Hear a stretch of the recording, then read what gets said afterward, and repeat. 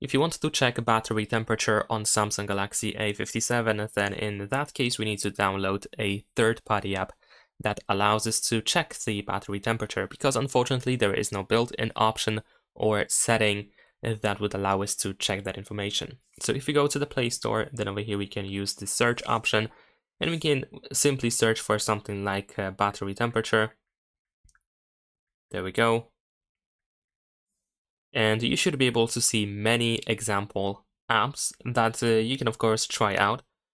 So feel free to try anything from this list.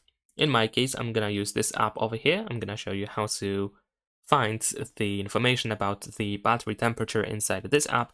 But like I said, feel free to try anything else from that list if you are not really satisfied with that app. So once we have the app installed, of course, we're gonna open it. Over here, we need to tap on agree and start. Now here, I'm gonna tap on consent. You might see an ad in the meantime, of course, but the app is completely free. We don't have to agree to notifications. And in here, we should be able to find the battery information. And here we have the information about the temperature. We can also go to the battery category over here at the top. And here in this place, we can also find the temperature information.